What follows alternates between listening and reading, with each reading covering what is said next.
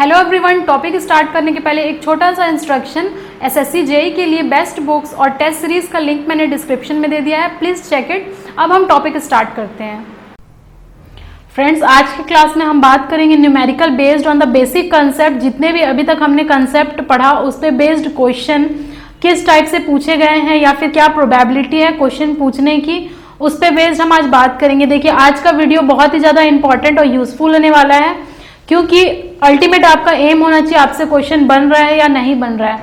But अगर मैं direct सिर्फ क्वेश्चन करवा दूं कंसेप्ट बिना बताए तो उसका मेरे ख्याल से कोई मीनिंग नहीं होगा। तो आप पहले पूरा कंसेप्ट पढ़िए अच्छे से, उसके बाद ही आप, मैं कहूँगी, क्वेश्चन आप सॉल्व करिए। क्योंकि अगर आपका कंसेप्ट क्लियर नहीं है, बेसिक क्लियर नहीं है, तो डेफिनेटली आप अच्छा स्कोर नहीं कर पाएंगे। कहीं ना कहीं आपको दिक्कत आने वाली है और वीक पॉइंट आपका रह जाएगा। तो वीक पॉइंट को स्ट्रॉन्ग करिए, और वो हम कैसे कर सकते हैं? कंसेप्ट बिल्ड करके। तो आइए हम एक एक करके क्वेश्चन देखेंगे, किस टाइप का क्वेश्चन पूछा जाता है और या पूछने की प्रोबेबिलिटी है, उस पर हम फोकस करेंगे आज। तो पहला क्वेश्चन आप रीड करिए। जितने भी मैं क्वेश्चन देके कराऊंगी, आप अगर उतना भी पढ़ के जाएंगे तो आपके लिए मोर देन सफिशिएंट होगा, प्री के लिए भी, मेंस के लिए भी। ठीक है, तो देखिए, प्रैक्टिस करेंगे तभी आपसे क्वेश्चन बन पाएगा। सिंक्रोनस मशीन क्योंकि बहुत सारे स्टूडेंट लोगों को टफ लगता है, क्योंकि कंसेप्ट क्लियर नहीं होते हैं और फॉर्मूला डायरेक्ट याद करने से कंसेप्ट उतने अच्छे नहीं हो पाते हैं आपके। तो यहाँ पर देखिए, मैंने 4 क्वेश्चन लिखा हुआ है, एक एक करके हम क्वेश्चन देखेंगे, फिर हम बात करेंगे उसके सॉल्यूशन में। पहला क्वेश्चन लिखिए, देखिए, ये बिल्कुल बेसिक कंसेप्ट पे बेस्ड है, जो हम पढ़े थे फ्रीक्वेंसी और स्पीड का रिलेशन, वहीं से बेस्ड है ये। तो इस क्वेश्चन को सबसे पहले आप ट्रिपल स्टार मार्क करके इम्पॉर्टेंट लिखिए, बहुत इंपॉर्टेंट है। कई बार ये पीएससी और एसएससी में आया हुआ क्वेश्चन है। क्वेश्चन हम रीड करते हैं और चेंज क्या कर सकता है अगली बार, वो हम देखेंगे।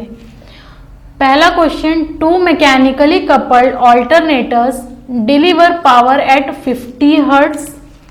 पहला दिया है 50 हर्ट्ज एंड सेकंड दिया है 60 हर्ट्ज रिस्पेक्टिवली। तो दो मैग्नेटिकली कपल्ड ऑल्टरनेटर को मैकेनिकली कपल किया गया है, और एक 50 हर्ट्ज पे काम कर रहा है, एक 60 हर्ट्ज पे काम कर रहा है रिस्पेक्टिवली। क्वेश्चन पूछ रहा है the highest speed of the alternator is, यानी कि हाईएस्ट स्पीड, अगर हम इस तरीके से मैकेनिकली कपल करेंगे दोनों ऑल्टरनेटर को, तब उस केस में हमारा हाईएस्ट स्पीड क्या मिलेगा? ऑप्शन ए है 600 आरपीएम, ऑप्शन बी है 500 आरपीएम, ऑप्शन सी है 3000 आरपीएम, ऑप्शन डी है 3600 आरपीएम। तो कई स्टूडेंट लोग ऐसा करते हैं कि हाईएस्ट देखिए तो 3600 आरपीएम लगा देंगे। तो आपको ऐसा नहीं करना है, आपको पहले कंसेप्ट पे फोकस करना है। जितना भी आप फॉर्मूला अभी तक पढ़े हैं उसको आपको यूज़ करना पड़ेगा। तो आइए हम कैलकुलेट करते हैं कि इसका करेक्ट आंसर क्या है और कौन सा ऑप्शन आपके लिए ये फिट बैठता है। तो हम लोग सॉल्यूशन की तरफ मूव करते हैं। देखिए, पहला क्वेश्चन मैं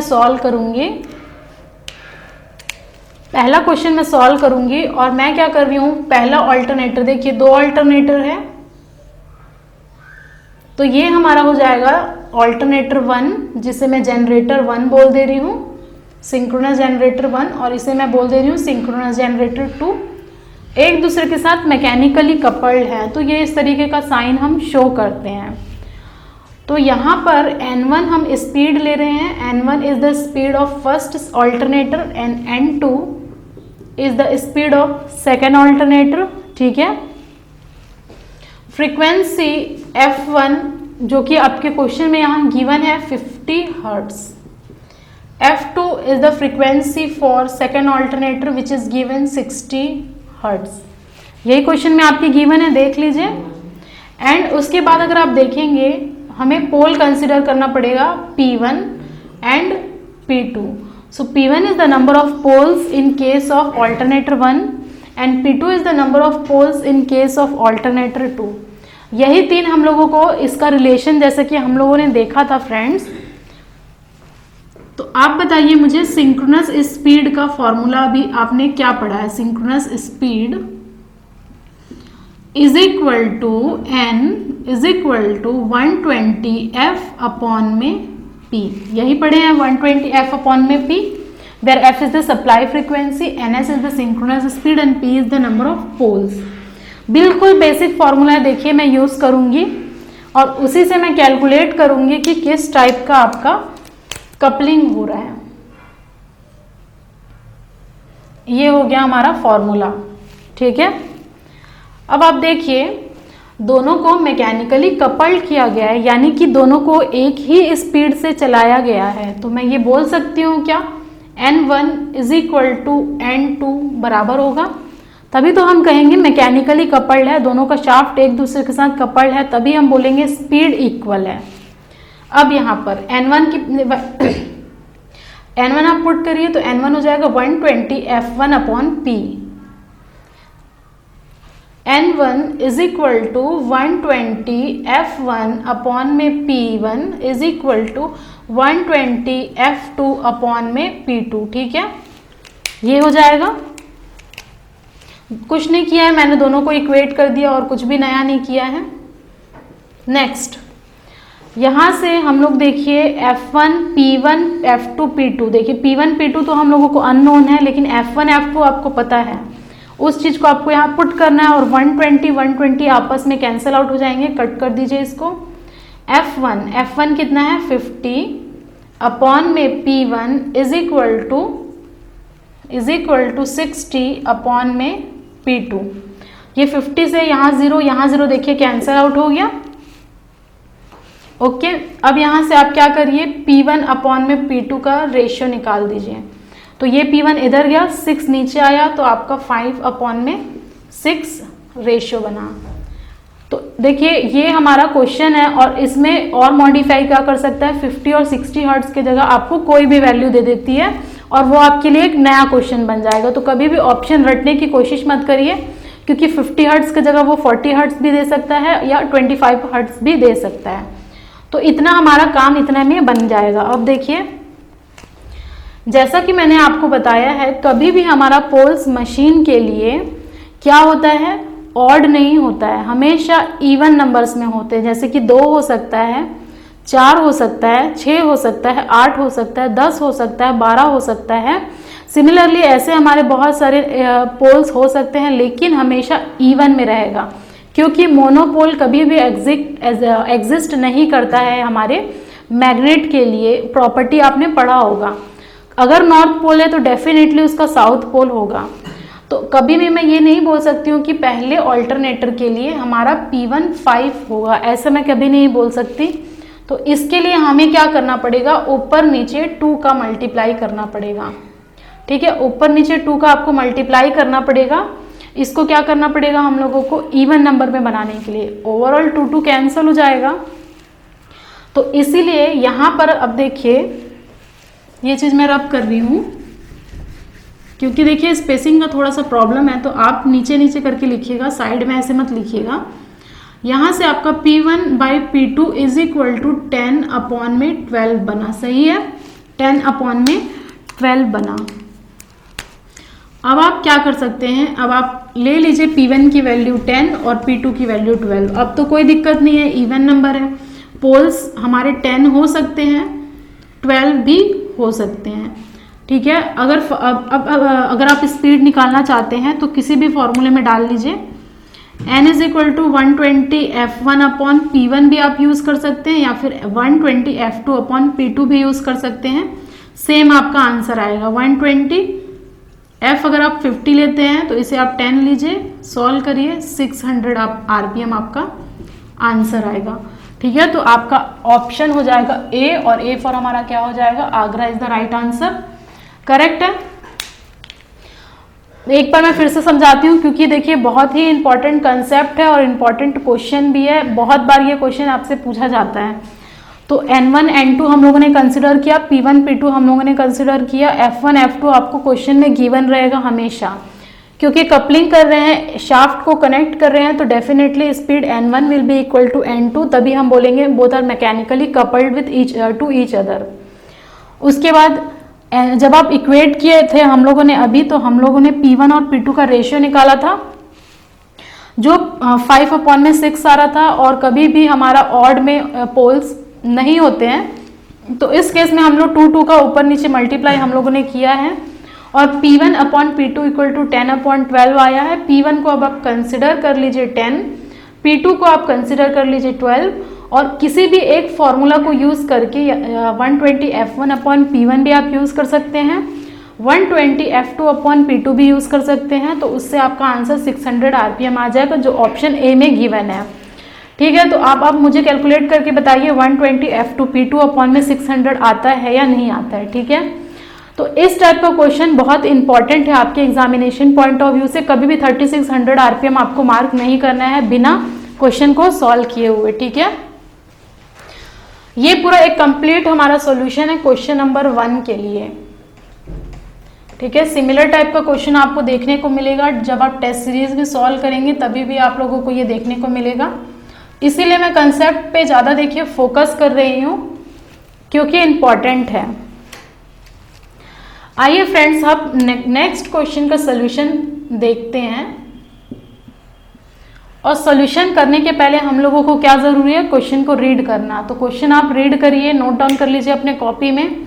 और देखिए इस टाइप का क्वेश्चन आपको, अगर आप टेक्स्ट बुक देखेंगे, जैसे JB गुप्ता का ये क्वेश्चन मैंने लिया हुआ है आपको एक्सप्लेन करने के लिए, तो स्टैंडर्ड टेक्स्ट बुक से भी आप अगर क्वेश्चन सॉल्व करते हैं तो डेफिनेटली आपके कंसेप्ट बहुत अच्छे से क्लियर होते जाते हैं। आइए सेकंड क्वेश्चन हम रीड करते हैं। तो क्या बोल रहा है क्वेश्चन में, the coil span for the stator winding of an alternator is 120 degree electrical. यानी कि आपको मैंने समझाया था यहाँ पर, ये हमारा एक कॉइल हो गया।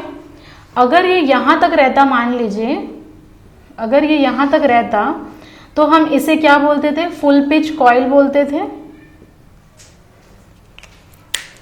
फुल पिच कॉइल बोलते थे हम इसको। और ये होता था हमारा 180 डिग्री इलेक्ट्रिकल। अगर ये पूरा 180 डिग्री इलेक्ट्रिकल होता और 1 पोल पिच बराबर होता है 180 डिग्री इलेक्ट्रिकल, तो इसे हम बोलते थे फुल पिच कॉइल। ठीक है, लेकिन यहाँ पर आपको क्या दिया है, कॉइल स्पैन दिया है जिसे मैं कैपिटल C से रिप्रेजेंट करती हूँ और ये हो जाएगा 120 डिग्री इलेक्ट्रिकल दिया है। इसे आप कैपिटल YC से भी शो कर सकते हैं, जैसा कि मैंने आपसे डिस्कस किया था। तो given YC is equal to C is equal to 120 degree electrical. और जो बचा हुआ हमारा देखिए यहाँ पोर्शन होता है, इसे हम बोलते हैं शॉर्ट पिच एंगल, जिसको मैं रिप्रेजेंट करती हूँ अल्फा से। तो alpha is our short pitch angle और इसे हम बोलते हैं कॉर्डिंग एंगल। ठीक है, इसे ही मैं बोलती हूँ कॉर्डिंग एंगल। दोनों को आप देखिए इक्वेट करिए, C प्लस अल्फा वही 180 डिग्री के बराबर है दोनों। तो यहां पर आपका हो जाएगा देखिए C plus alpha is equal to 180 degree. Here alpha is equal to 180 degree minus C। जैसा कि C क्वेश्चन में गिवन है तो अल्फा हो जाएगा 180 degree minus 120 degree. Alpha is equal to 60 degree is our answer. तो इस क्वेश्चन के लिए हमारा पहला पार्ट का आंसर है 60 डिग्री। 60 डिग्री है, ये हमारा पहले पार्ट का आंसर है।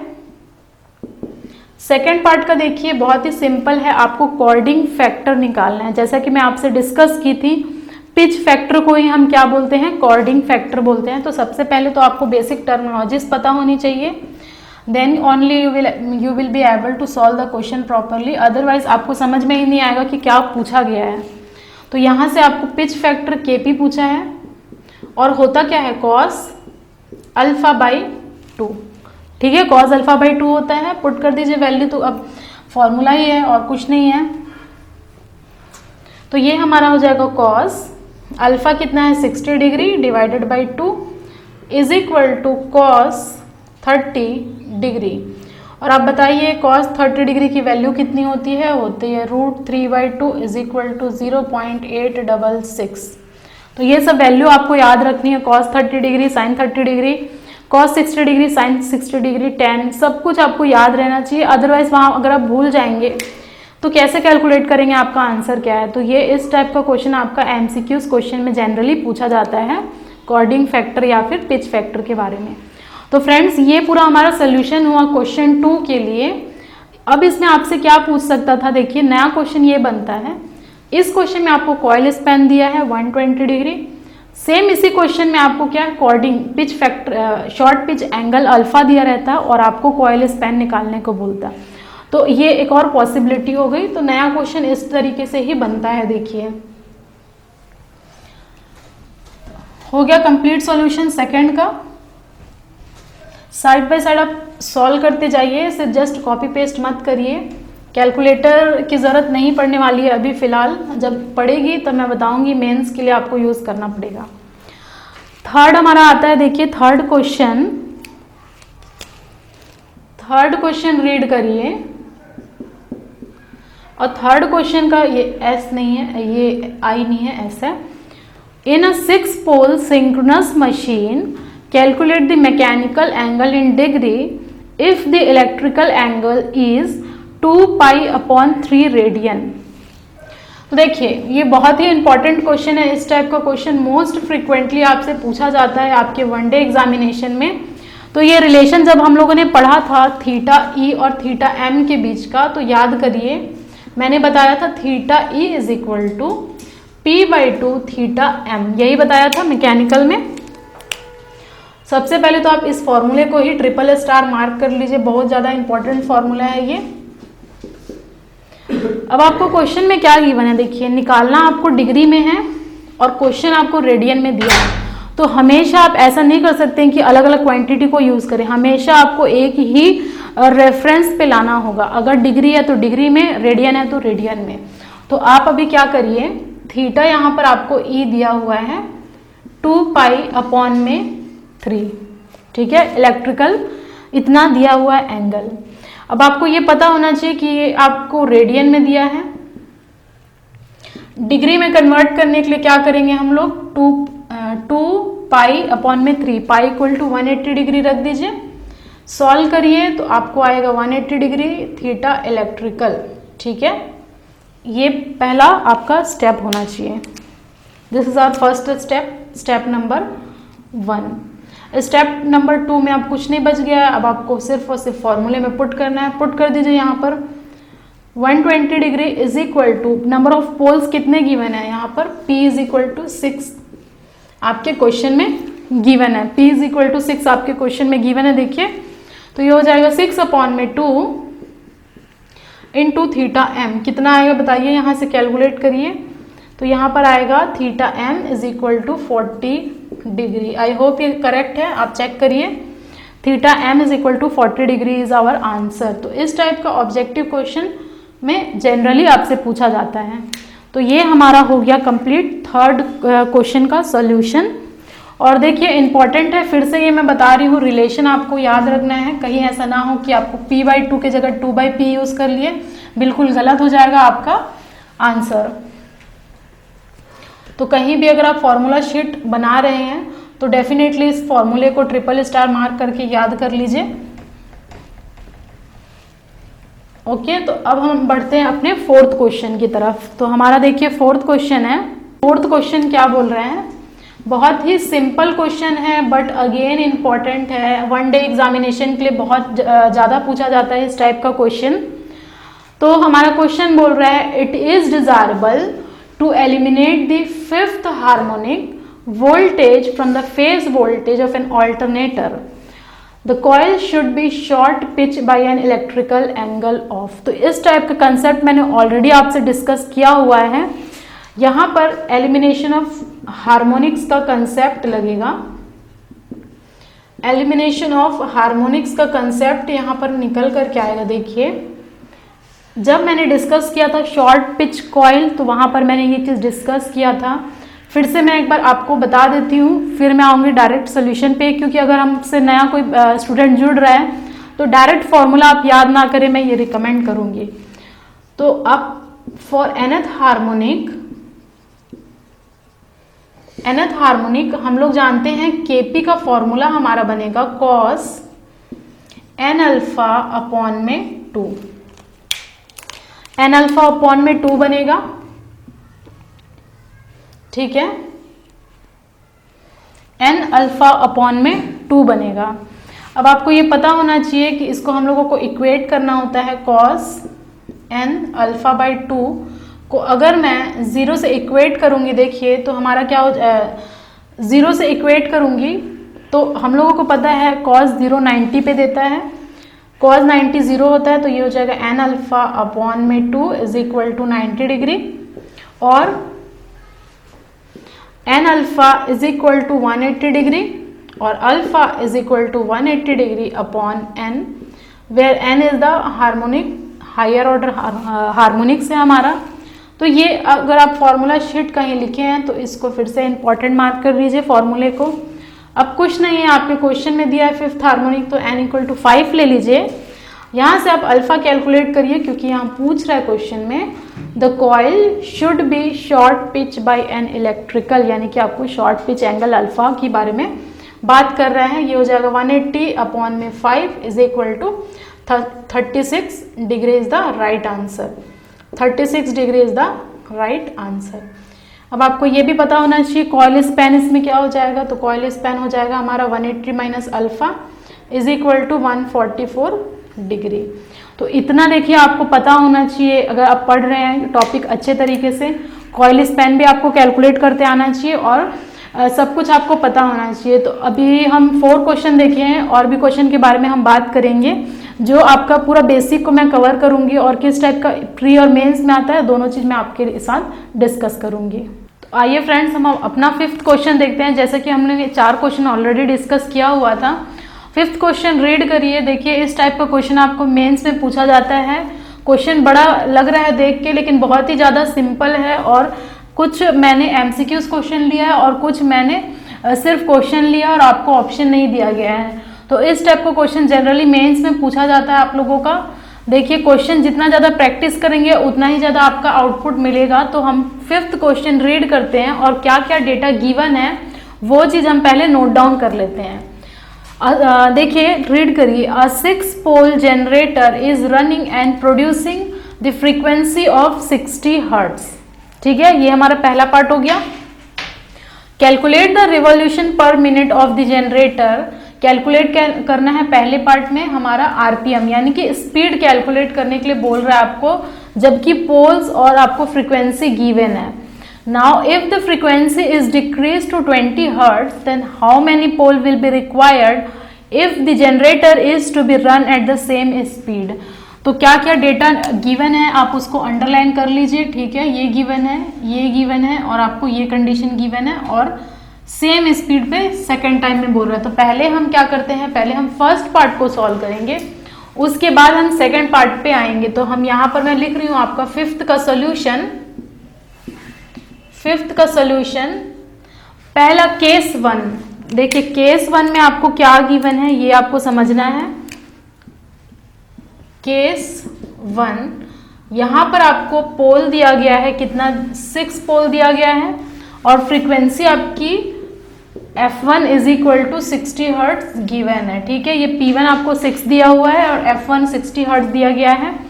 इस केस में आपको क्या कैलकुलेट करना है, calculate the revolution per minute of the generator, मतलब RPM में पूछा गया है तो डेफिनेटली सिंक्रोनस स्पीड का हम लोगों को बात कर रहा है। तो ये गिवन डेटा है। फॉर्मूला यूज क्या हो जाएगा, देखिए फॉर्मूला यूज जैसे कि हम जानते हैं NS is equal to 120F upon में P, यही फॉर्मूला हम यूज करेंगे। फर्स्ट केस के लिए ये हो जाएगा F1 और ये हो जाएगा P1। उस केस में हम क्या निकालेंगे, NS स्पीड निकालेंगे। तो निकाल लेते हैं, फॉर्मूला में पुट कर लीजिए। 120 F1 है तो F1 कितना हो जाएगा हमारा यहाँ गिवन है 60 अपॉन में P कितना गिवन है, देखिए 6 गिवन है। तो यहाँ से ये कैंसल आउट हो जाएगा 10 टाइम्स और हमारा स्पीड कितना होगा 120 into 10 is equal to NS 1200 आपका फर्स्ट का देखिए आंसर होगा। इजी है, बहुत ही ज़्यादा, कुछ फॉर्मूला आपको यूज नहीं करना है। ठीक है, तो ये आपका हो जाएगा 1200 RPM, ये आपका फर्स्ट केस का आंसर है। ठीक है, समझ आया, ये हमारा पहले केस का आंसर है। कितना आ रहा है 1200 RPM है। और इस टाइप का क्वेश्चन देखिए सिंपल फॉर्मूला बेस्ड 120F/P आपको MCQs क्वेश्चन में पूछ सकता है। 1 डे एग्जामिनेशन जो आप प्री के लिए देंगे उसमें इस टाइप का क्वेश्चन पूछ सकता है, आपको फॉर्मूला पता होना चाहिए। अब आते हैं हमारे सेकंड पार्ट में, तो ये हमारा है केस 2। ठीक है, केस 2 बन गया हमारा। केस 2 में आप लोगों को क्या दिया है, if the frequency is decrease to 20 hertz, यानी कि आपको अब F2 दिया है 20 हर्ट्ज, डिक्रीज टू 20 हर्ट्ज। जब भी यहाँ 2 दिया गया है ना, डिक्रीज टू 20 हर्ट्ज, यानी कि पहले 60 हर्ट्ज था, अब 20 हर्ट्ज कर दिया गया है। और क्या बोल रहा है, if how many poles will be required if the generator is to be run at the same speed, यानी कि इसी स्पीड पे हम लोगों को क्या करना है, चलाना है। NS is equal to 1200 RPM पे ही अगर हम रखेंगे, उस केस में आपको कैलकुलेट करने बोल रहा है पोल्स कितना होगा। ठीक है, पोल्स कितना होगा ये कैलकुलेट करने के लिए आपको बोला गया है। अब कुछ नहीं है, सेम फॉर्मूला यूज करिए, 120 F अपॉन में P। ठीक है, F आपको पता है, NS आपको पता है, P आप कैलकुलेट कर लीजिए। तो बताइए कितना आ रहा है आपका P कैलकुलेट करेंगे तो NS कितना देखिए 1200 RPM is equal to 120, F दिया है हमारा 20 अपॉन में P। ठीक है, इतना आया। यहां से आप P कैलकुलेट करिए तो कितना आ जाएगा, P इज इक्वल टू 2 आएगा, यानी कि 2 पोल्स आएंगे हमारे। This is our answer. Second part का आंसर हमारा P इक्वल टू 2 है। देखिए ये 1200 है, ये 120 है, 10 टाइम्स गया, 20 के नीचे यहाँ 10 आया तो 2 पोल बचा। तो पहले का आंसर आपका कितना हो जाएगा 1200 RPM। सेकेंड के लिए आपका आंसर हो जाएगा P इज इक्वल टू 2 पोल। तो हमारा 2 पोल मशीन होगा सेकंड केस में, जब हम फ्रीक्वेंसी को डिक्रीज करेंगे 20 हर्ट्ज। तो इस टाइप का क्वेश्चन आपका जनरली मेंस में पूछा जाता है, क्योंकि आपको फोकस दोनों ही करना है, ट्री और मेंस के लिए। अगर आप ट्री के लिए पढ़ेंगे तो सिर्फ आपको 120 F/P से एक कैलकुलेट करने बोल सकता है। कोई भी डेटा आपको गिवन हो सकता है, F और P, NS कैलकुलेट करने बोल सकता है, या फिर NS गिवन है, P गिवन है, F कैलकुलेट करने बोल सकता है। तो इस टाइप का क्वेश्चन बहुत ही ज़्यादा फ्रिक्वेंट पूछा जाता है JEE लेवल के एग्जामिनेशन में। और मेंस के लिए इतना होता है, करीबन 10 मार्क्स का क्वेश्चन ये आपके मेंस के लिए बनता है। तो मेंस में आपको घबराने की जरूरत नहीं है, न्यूमेरिकल बहुत ही ज़्यादा इजी आता है, लेकिन आपको प्रैक्टिस करना होता है उस 2 आवर्स में सॉल्व करने के लिए। तो इतना आप कॉपी कर लीजिए, इतना आप कॉपी कर लीजिए, इसको मैं रब कर रही हूँ, फिर हम अपने 6th क्वेश्चन पे आएंगे। ठीक है, नेक्स्ट क्वेश्चन की हम बात करेंगे। क्वेश्चन रीड कर लीजिए क्या बोल रहा है, क्योंकि क्वेश्चन रीड करना ज़्यादा इंपॉर्टेंट है। पहला फर्स्ट स्टेप, आपको किसी क्वेश्चन को भी सॉल्व कर रहे हैं तो पहला स्टेप यही होना चाहिए कि आप क्वेश्चन को अच्छे से रीड करके क्या क्या डेटा गिवन है वो आप पता करेंगे। ठीक है,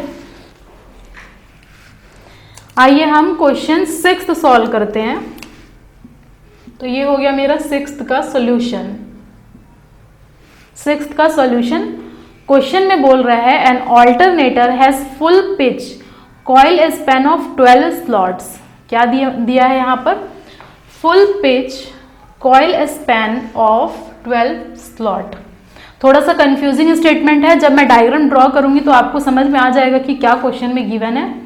for eliminating the third harmonic the coil span should be. अगर यहाँ पर थर्ड हार्मोनिक को हम एलिमिनेट करना चाहते हैं तब उस केस में हमारा कॉइल स्पैन क्या होगा। तो ये एलिमिनेशन ऑफ हार्मोनिक्स का क्वेश्चन है जो मैंने शॉर्ट पिचिंग में आपसे डिस्कस किया था।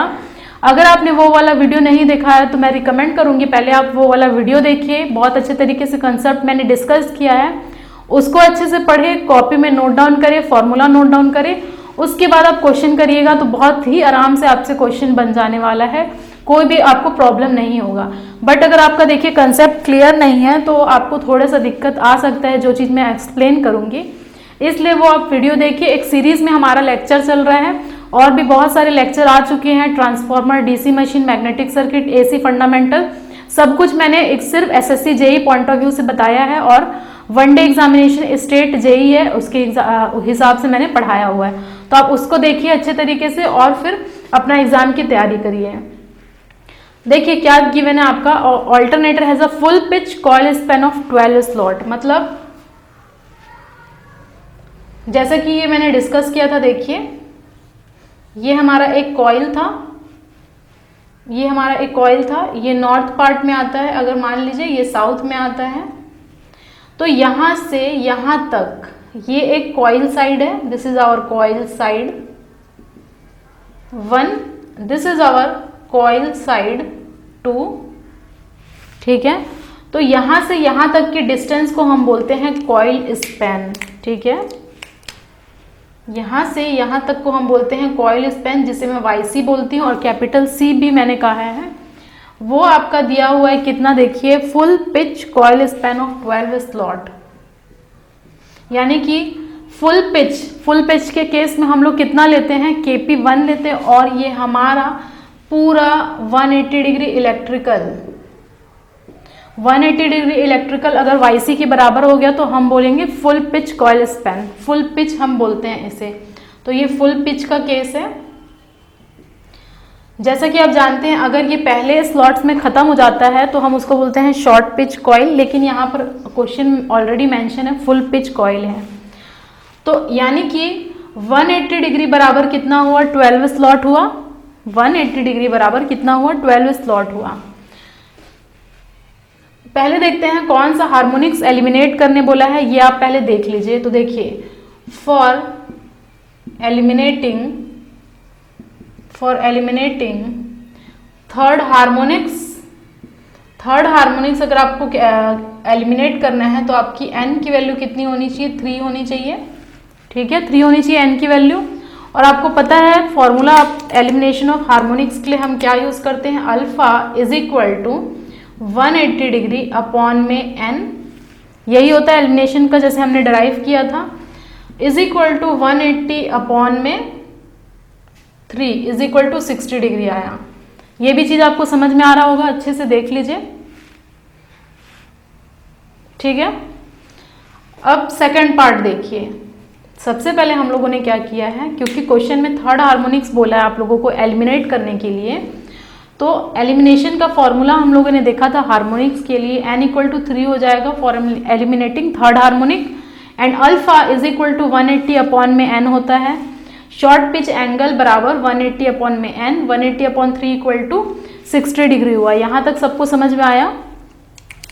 नेक्स्ट आप देखिए, 180 बराबर कितना है, 12 स्लॉट गिवन है, यानी कि 180 डिग्री की वैल्यू हम लेंगे 12 स्लॉट्स, ठीक है। 12 स्लॉट्स हो गया, तो 1 डिग्री का कितना वैल्यू आएगा, देख लीजिए, 12 अपॉन में 180 डिग्री, सही है।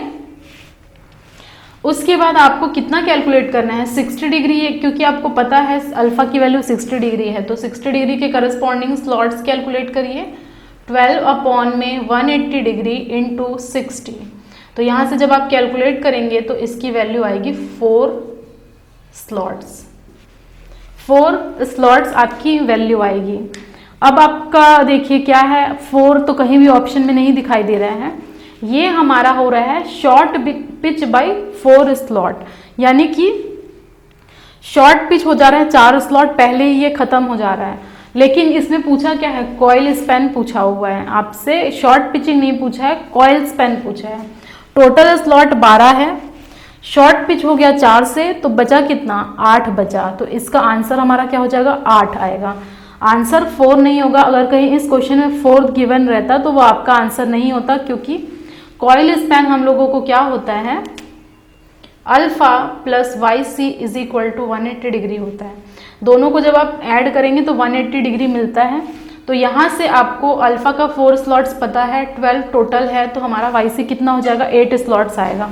तो इसके लिए आंसर आपका हो जाएगा B option is the right, B हमारा करेक्ट आंसर है। तो 6th के लिए आपका आंसर हो जाएगा बी, बॉम्बे इज द राइट आंसर, ठीक है। इतना देख लीजिए, फिर हम नेक्स्ट क्वेश्चन की तरफ मूव करेंगे, ठीक है। किसी को डाउट नहीं होना चाहिए इस टाइप के क्वेश्चन में, क्योंकि इस टाइप का क्वेश्चन ही आपके प्री के लिए पूछा जाता है। देख लीजिए, एक बार मैं फिर से समझा दे रही हूँ, देख लीजिए। यहाँ पर थोड़ा सा स्पेसिंग का प्रॉब्लम है, तो हो सकता है आप लोगों को अच्छे से ना समझ में आ रहा हो, फिर भी मैं समझाती हूँ। देखिए, एलिमिनेशन ऑफ थर्ड हार्मोनिक को एलिमिनेट करना है, तो जैसा कि हम जब डेरिवेशन देख रहे थे एलिमिनेशन ऑफ हार्मोनिक्स में, वहां पर alpha is equal to short pitch angle और chorded angle is equal to 180 upon n आ रहा था। 180 अपॉन में 3 लेंगे तो 60 डिग्री आएगा अल्फा की वैल्यू, और n की वैल्यू 3 है। यहाँ से देखिए, इस कॉइल से जब हमारा वन कॉइल साइड से दूसरे कॉइल साइड का डिस्टेंस हम देखते हैं, उसे हम बोलते हैं कॉइल स्पैन। और अगर ये 180 डिग्री के इलेक्ट्रिकल के इक्वल हो गया तो हम बोलेंगे उसे फुल पिच। ठीक है, फुल पिच हो गया। टोटल YC हमारा 12 स्लॉट्स दिया हुआ है, टोटल हमारा दिया है 180 डिग्री टोटल, मतलब 180 डिग्री की वैल्यू 12 स्लॉट्स के बराबर होगी, तो 1 डिग्री की वैल्यू कितनी होगी 12 अपॉन में 180। 60 डिग्री का कितना हो जाएगा, यहाँ से कैलकुलेट किया तो हम लोगों ने देखा 4 स्लॉट्स, तो ये अल्फा के करस्पॉन्डिंग 4 स्लॉट्स है, यानी कि शॉर्ट पिच हो रहा है 4 स्लॉट से। अगर शॉर्ट पिच 4 स्लॉट से हो रहा है, टोटल हमारा 12 स्लॉट्स है, तो हमारा रिमेनिंग क्या होगा, रिमेनिंग हमारा कॉइल स्पैन होगा जो कि 8 आएगा। 12 माइनस 4 इक्वल टू 8, यहाँ पर आप लिख लीजिए कॉइल स्पैन बराबर 12 minus 4 equal to 8 slot is our right answer. तो ऑप्शन हमारा B is the correct answer. ठीक है, ये हो जाएगा पूरा 6th का कंप्लीट सॉल्यूशन। 6th का कंप्लीट सॉल्यूशन है ये हमारा। उसके बाद आप 7th क्वेश्चन रीड करिए, बहुत ही सिंपल सा क्वेश्चन है, छोटा क्वेश्चन है, और इस टाइप का क्वेश्चन डेफिनेटली आपके प्री में पूछा जा सकता है।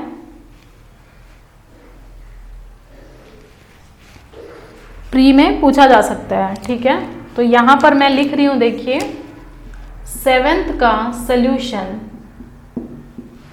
7th का सॉल्यूशन, पहले क्वेश्चन रीड कर लेते हैं फ्रेंड्स हम लोग, फिर इसके बाद सॉल्यूशन की बात करेंगे, फिर ऑप्शन देखेंगे।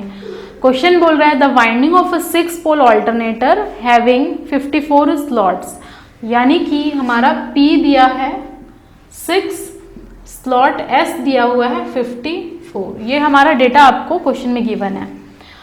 And a coil span of 1 to 9 आपका कॉइल स्पैन दिया है, coil span from 1 to 9 is a short pitch by, short pitch कितने से हुआ है, यानी कि आपको अल्फा की वैल्यू निकालनी है इन डिग्रीज, डिग्रीज में आपको अल्फा की वैल्यू निकालनी है। ठीक है, इतना समझ में आया क्वेश्चन क्या गिवन है और क्या पूछ रहा है, क्वेश्चन में क्या गिवन है और क्या पूछ रहा है।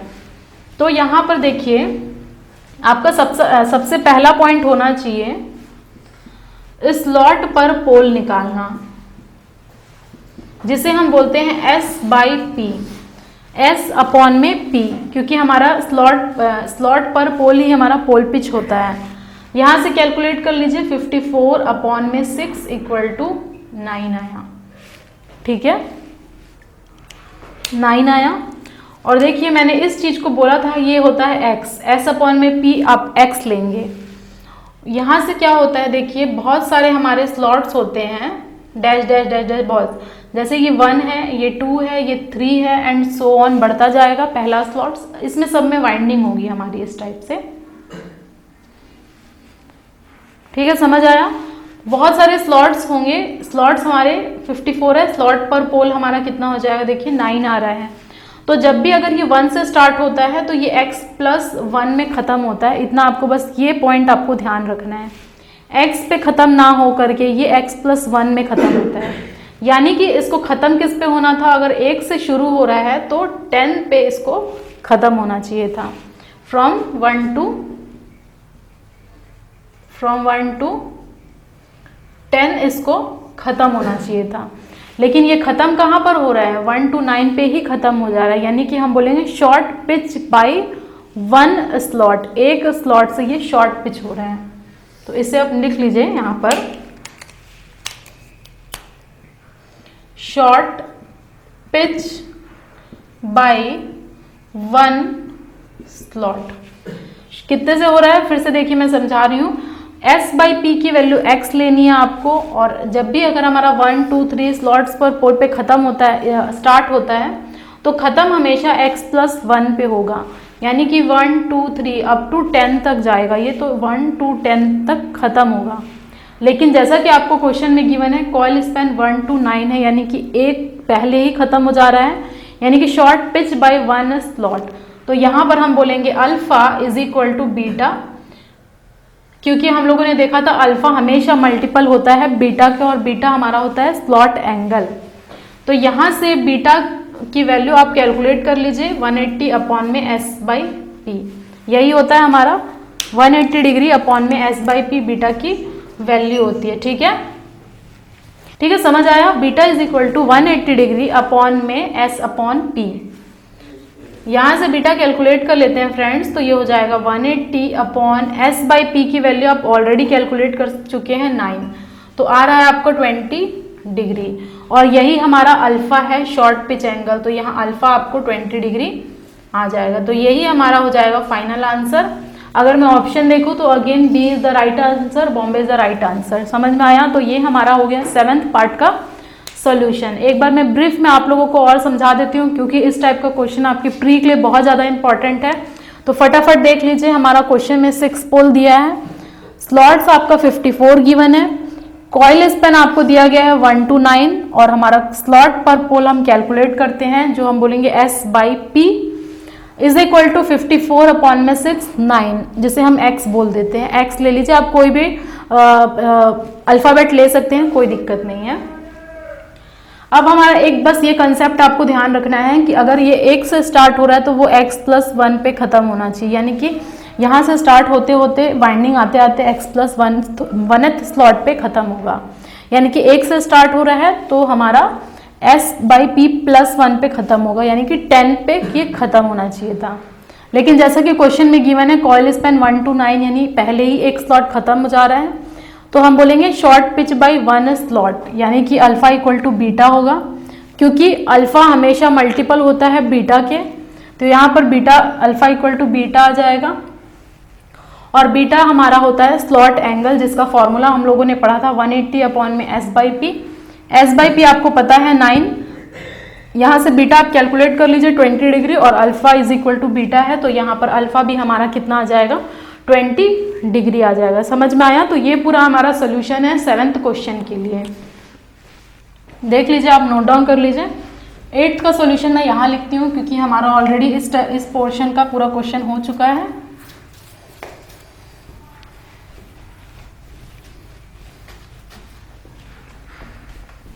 ठीक है,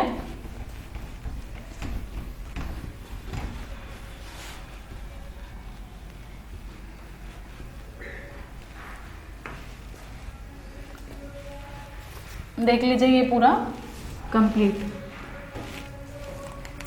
अब मैं आती हूँ यहाँ 8th का सॉल्यूशन। 8th का सॉल्यूशन, और इस टाइप का क्वेश्चन आपकी मेंस में जनरली पूछा जाता है, और प्री में भी कई बार आपसे पूछा गया है ये क्वेश्चन। तो हम देख लेते हैं पहले क्या क्या दिया हुआ है और आपको क्या क्या निकालना है।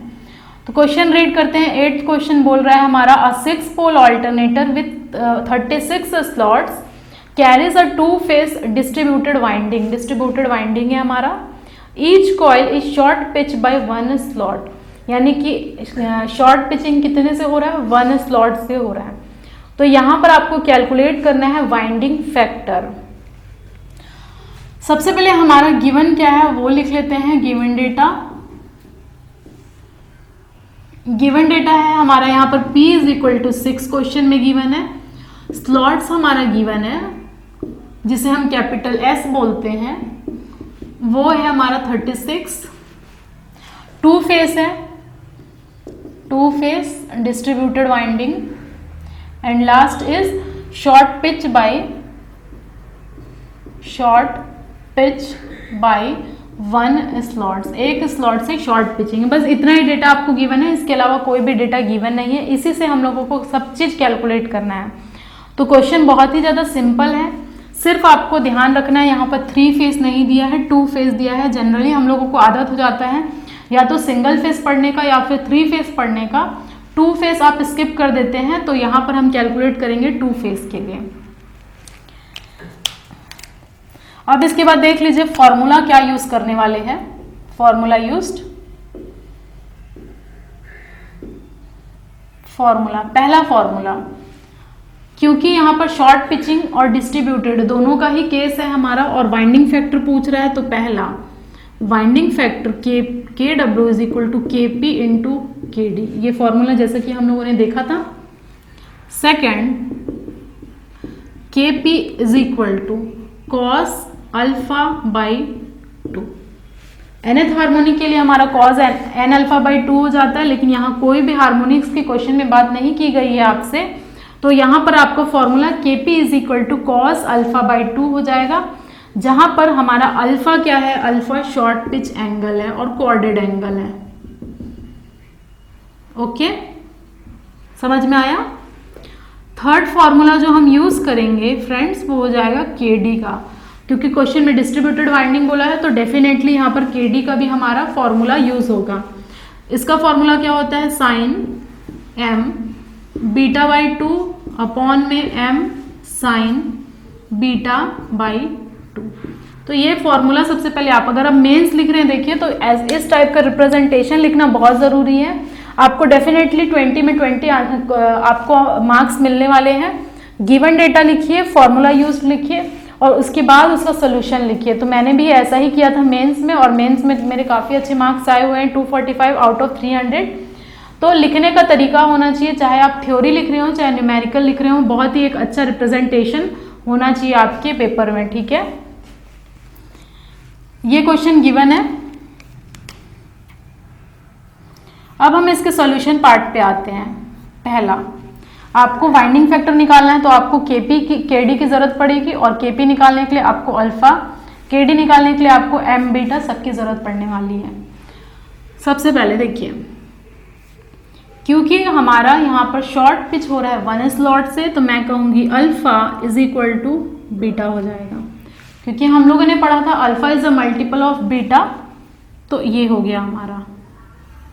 और बीटा हमारा क्या है बताइए, स्लॉट एंगल है, जिसका फॉर्मूला क्या होता है, beta is equal to 180 degree upon में स्लॉट्स पर पोल, यही होता है फॉर्मूला, ठीक है। फॉर्मूला ये होता है। इस फॉर्मूले पे अब हम लोग पुट कर लेते हैं क्या क्या गिवन है, 180 डिग्री अपॉन में स्लॉट्स कितना है 36, अपॉन में पोल कितना है 6। ओके, तो यहां से आपका क्या हो जाएगा, बीटा की वैल्यू 180 डिग्री अपॉन में 36 अपॉन 6 बचा इक्वल टू 30 डिग्री। तो यहां पर हम बोल देंगे alpha is equal to beta is equal to 30 degree. देखिए एक चीज तो हम कैलकुलेट कर चुके हैं, alpha equal to beta equal to 30 degree हमने कैलकुलेट कर लिया। अब इसको आपको होल्ड करके रखना है। क्वेश्चन मैं मिटा दे रही हूँ, अब मुझे क्वेश्चन की जरूरत नहीं पड़ेगी क्योंकि डेटा मैंने ऑलरेडी नोट कर लिया है सब कुछ।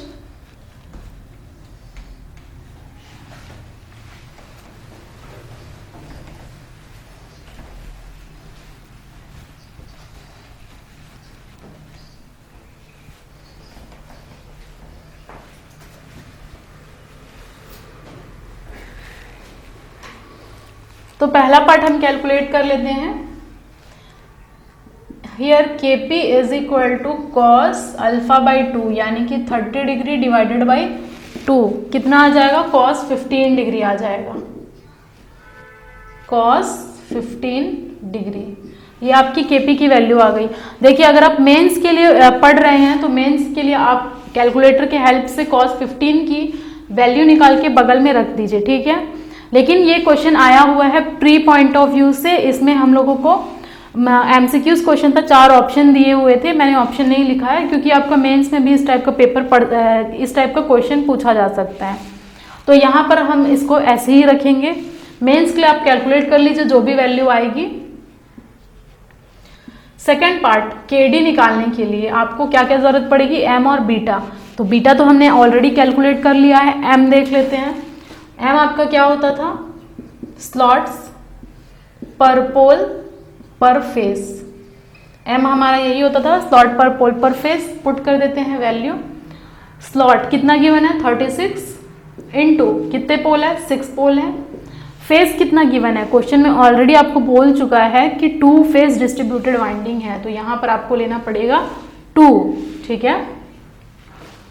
m की वैल्यू कितना निकल के आएगी 36 अपॉन में 12, 3, m की वैल्यू आएगी 3, ठीक है।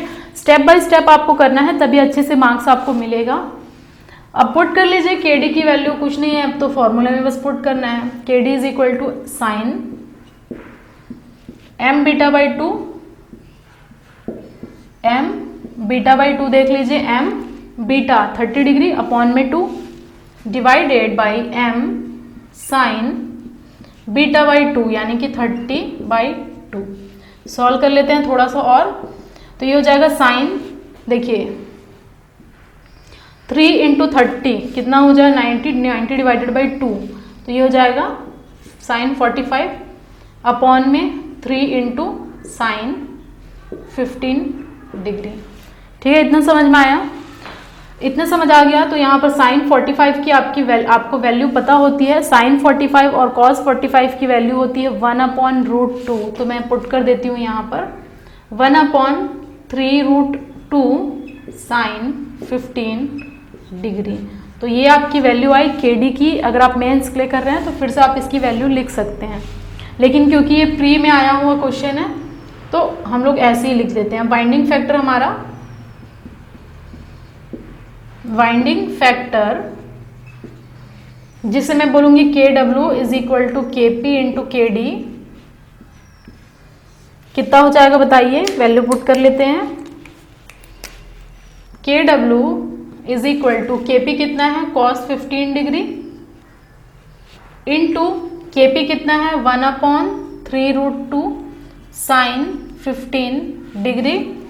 ठीक है, cos अपॉन में साइन, cos 15 अपॉन में साइन 15, तो हमेशा cos बाई साइन क्या होता है? cot होता है। तो इसका फाइनल आंसर आएगा आपका cot 15 डिग्री अपॉन में 3√2। तो इस टाइप का कुछ ऑप्शन आपको देखने को मिलेगा आपके ऑब्जेक्टिव क्वेश्चन में। तो ये पूरा हमारा देखिए कंप्लीट सोल्यूशन हो गया, कंप्लीट हमारा एक सोल्यूशन हो गया,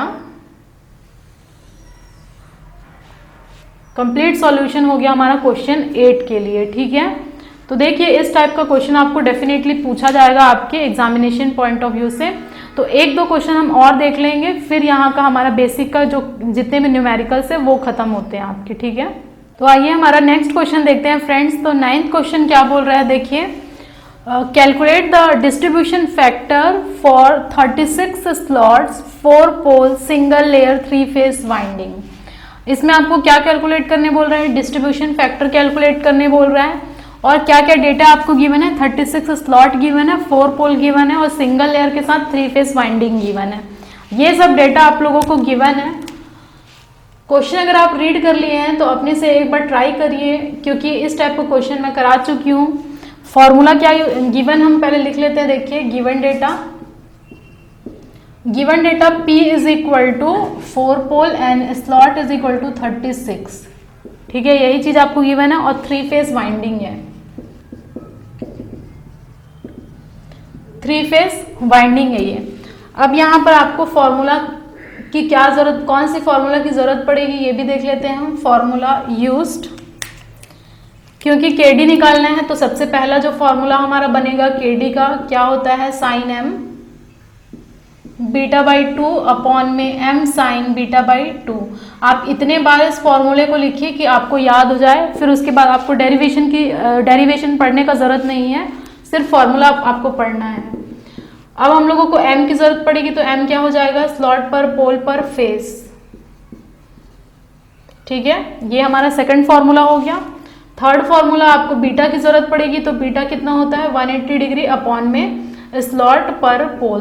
ठीक है, ये आपका 3 फॉर्मूला है। इसी 3 फॉर्मूले में आप पुट करिए आप अपनी वैल्यू पूरी और कैलकुलेट कर लीजिए कितना आपका आंसर आएगा। अब हम पढ़ते हैं देखिए सॉल्यूशन के पार्ट, सॉल्यूशन की तरफ। इसी का सॉल्यूशन है ये। कैलकुलेशन पार्ट में हम देखेंगे KD m is equal to पहला स्लॉट पर पोल पर फेस। स्लॉट कितना गिवन है आपको? 36 इंटू पर पोल पर फेस। पोल कितना गिवन है? 4 पोल मशीन है, इंटू फेस कितना गिवन है? 3 फेस है। तो यहाँ से 36 अपॉन 12 इज इक्वल टू आपकी वैल्यू आई 3 आई आपकी m की वैल्यू। ठीक है, बीटा भी देख लेते हैं हम, बीटा कैलकुलेट करके 180 अपॉन s बाई पी। तो यहाँ लिख लीजिए 180 degree upon s by P slot पर पोल 36 अपॉन 4। ठीक है, कैलकुलेट करेंगे तो 180 डिग्री अपॉन कितना आ जाएगा? 9 इक्वल टू 20 डिग्री आपका आएगा बीटा की वैल्यू। देख लीजिए बीटा की वैल्यू आई आपकी। अब कुछ नहीं, क्वेश्चन में कुछ नहीं रह गया है। आपको केपी की वैल्यू निकालनी है, सिर्फ यहाँ सॉरी केडी की वैल्यू निकालनी है, जो मैं यहाँ कैलकुलेट करूँगी।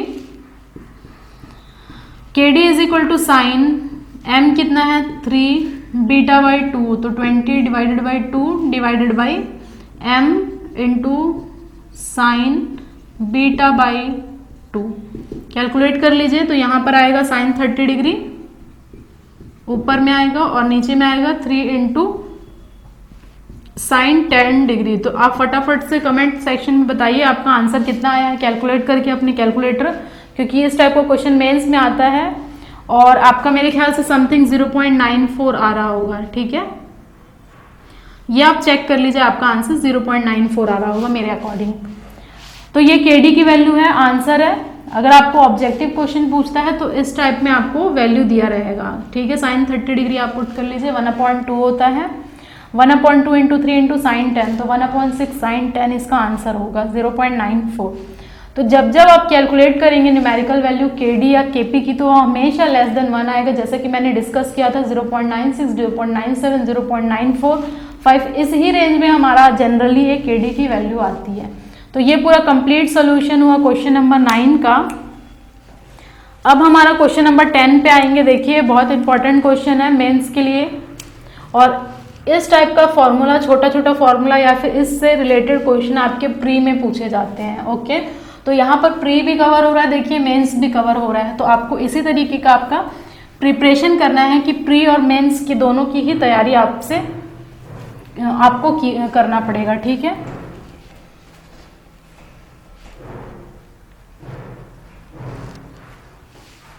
आइए हमारा 10th क्वेश्चन है, थोड़ा सा लेंदी दिख रहा है 10th क्वेश्चन। सोल्यूशन इजी है, स्टेप बाय स्टेप आपको करना है आपका 10th क्वेश्चन। रीड कर लेते हैं। 3 phase 8 pole 750 RPM star connected alternator has 72 slots on the armature. Each slot has 12 conductors and the winding is short corded by 2 slots. ठीक है, Find the induced EMF between the lines given the flux per pole is 0.06. तो यहाँ पर आपको क्या क्या data given है, 3 phase given है, 8 पोल गिवन है, 750 RPM गिवन है, 72 स्लॉट्स गिवन है और each slot has 12 conductors given है, winding is short pitch by 2 slots and flux per pole. तो देखिए बहुत सारा डेटा यहाँ पर आपको गिवन है, थोड़ा सा लेंथी सोल्यूशन जाएगा, पेशेंस बनाए रखिएगा, क्योंकि इस टाइप का क्वेश्चन अगर आप प्रैक्टिस करते हैं तो आपको प्री की भी हो जाएगा, मेंस का भी तैयारी हो जाएगा। पी गिवन है 8, 3 फेज गिवन है, स्पीड 750 RPM गिवन है,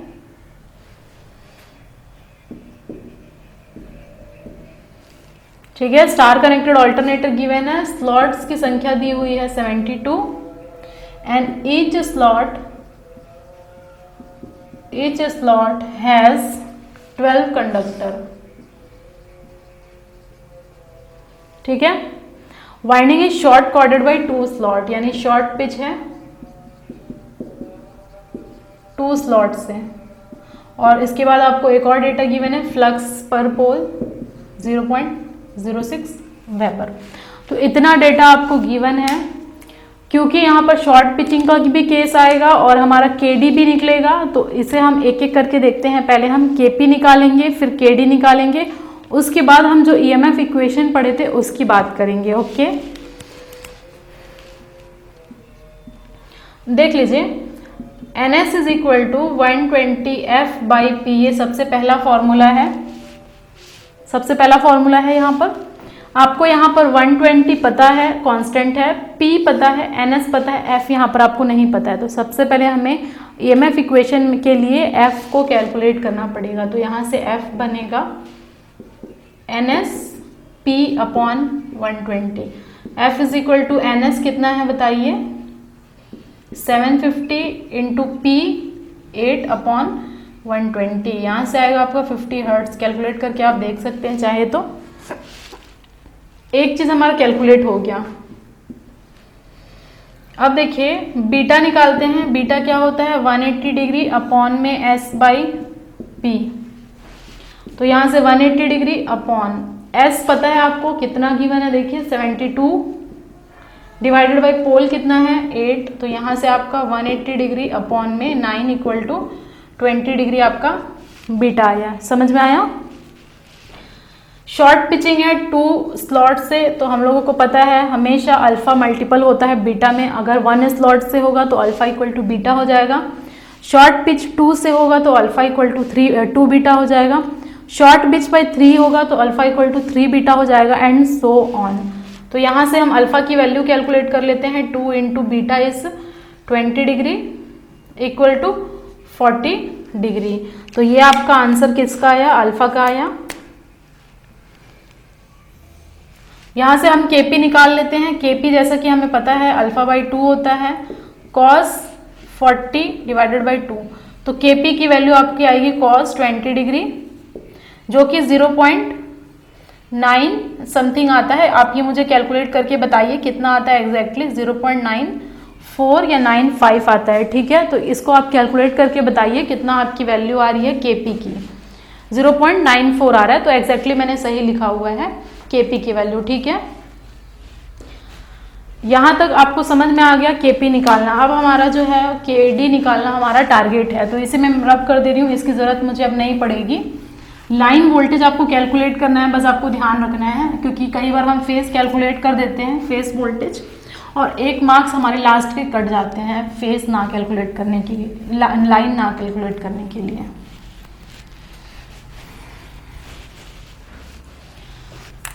यहाँ से हम लोगों ने केडी के लिए पता है sine M beta by 2 divided by M sine beta by 2, तो बीटा तो मैंने ऑलरेडी कैलकुलेट कर लिया है, मुझे एम की जरूरत पड़ेगी, और एम क्या होता है? स्लॉट पर पोल पर फेस, ठीक है। कैलकुलेट कर लेते हैं एम की वैल्यू। स्लॉट्स कितना गिवन है देखिए, स्लॉट्स हमारा गिवन है 72 इंटू पोल गिवन है 8 इंटू फेस गिवन है 3, तो यहाँ से m की वैल्यू आपकी कितनी आएगी? 3 आएगी, जैसा आप कैलकुलेट कर सकते हैं। 72 बाई 8 9, 9 बाई 3 3 आएगा m की वैल्यू। केडी मुझे बताइए आप कैलकुलेट करके कितना आपका वैल्यू आ रहा है केडी का। Sine m beta by 2 divided by beta कितना है? 20 डिग्री है ना, हाँ एग्जैक्टली 20 डिग्री है। m साइन बीटा बाई 2, तो ये आपका कितना हो जाएगा देखिए, साइन 30 अपॉन 3 साइन 10। तो पिछले वाला क्वेश्चन जैसा आ रहा है, इसकी वैल्यू आपकी 0.96 समथिंग वैल्यू बनेगी। तो ये चीज़ आप देख लीजिए कैलकुलेट करके अपने कैलकुलेटर से। अब आपको क्या क्या ईएमएफ इक्वेशन में ज़रूरत पड़ने वाला है देखिए। EMF per phase is equal to 4.44 F into 5 into turn per phase, ठीक है। ये हो गया, सही है बिल्कुल। तो यहाँ से देखिए आपको F पता है, 5 पता है, 4.44 भी पता है, और KD तो आएगा ही, लेकिन टर्न पर फेस अभी आपको पता नहीं है। क्वेश्चन में आप लोगों को ऐसा कुछ भी नहीं दिया है डायरेक्टली कि टर्न पर फेस हो जाए, तो हम लोगों को ये पता है यहाँ से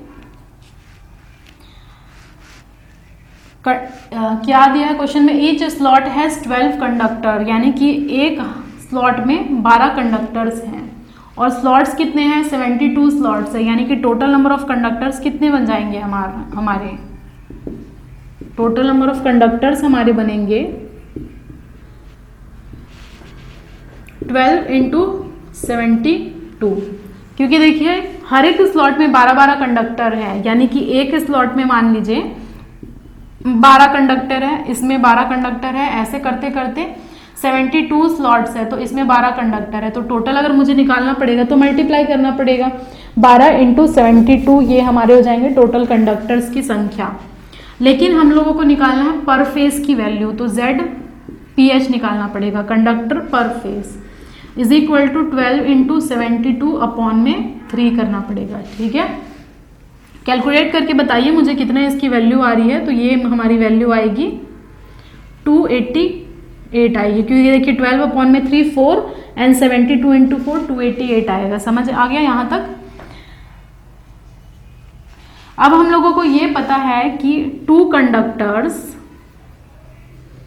2 कंडक्टर्स फॉर्म 1 टर्न। जैसा कि हम लोगों ने देखा था, ये हमारा एक कॉइल था 1 टर्न का, इसमें हमारे होते हैं 2 कंडक्टर, तो एक टर्न में हमारे 2 कंडक्टर होते हैं। समझ में आया यहाँ तक? देखिए थोड़ा सा लेंथी सोल्यूशन है, एक एक करके आप स्टेप बाय स्टेप लिखिए, फिर ही आपको इजी लगेगा।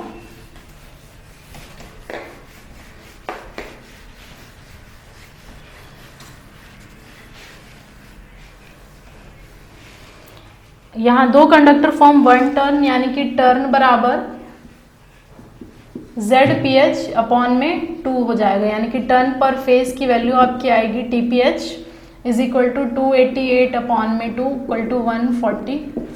तो T की वैल्यू यहाँ पर कैलकुलेट करना मेन था, बाकी तो सब इजी है। अब आप लिख लीजिए यहाँ से EMF equation, per phase is equal to 4.44 F into 5 into TPH into KP KD, ठीक है। 4.44 इंटू 5 हम लोगों ने 50 निकाला है, 0.06 आपको वैल्यू गिवन था। TPH 144 निकाले हैं, KD की वैल्यू 0.96 एंड KB की वैल्यू 0.94। तो ये पूरा आपका EMF इक्वेशन है पर फेज। कैलकुलेट करके बताइए कितना आएगा। आई थिंक ये 1730.94 समथिंग आएगा volts.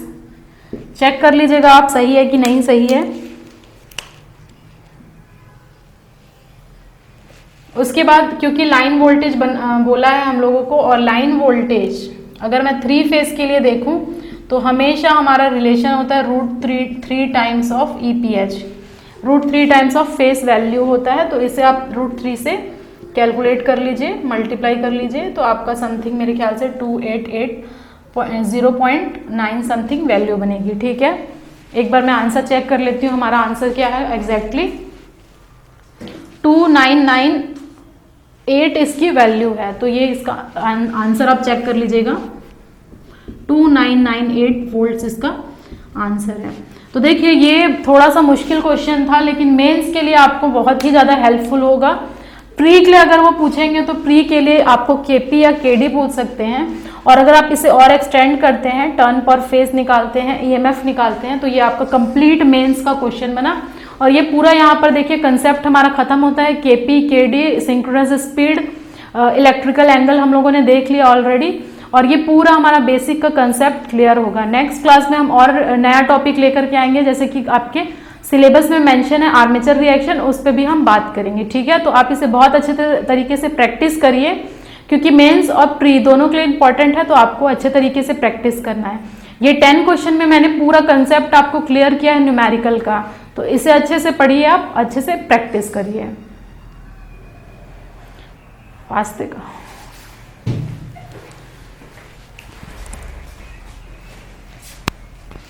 Thank you everyone for watching this video till end. If you like this video, share with your friends and subscribe this channel. Don't forget to press the bell icon button to get further updates. और अगर आप हमारे Telegram channel से जुड़ना चाहते हैं तो उसका भी लिंक मैंने डिस्क्रिप्शन और फर्स्ट कमेंट में दे दिया है, please check it. SSC JEE के लिए बेस्ट बुक्स और टेस्ट सीरीज का भी लिंक मैंने डिस्क्रिप्शन में दे दिया है। Thank you very much, see you soon in the next video.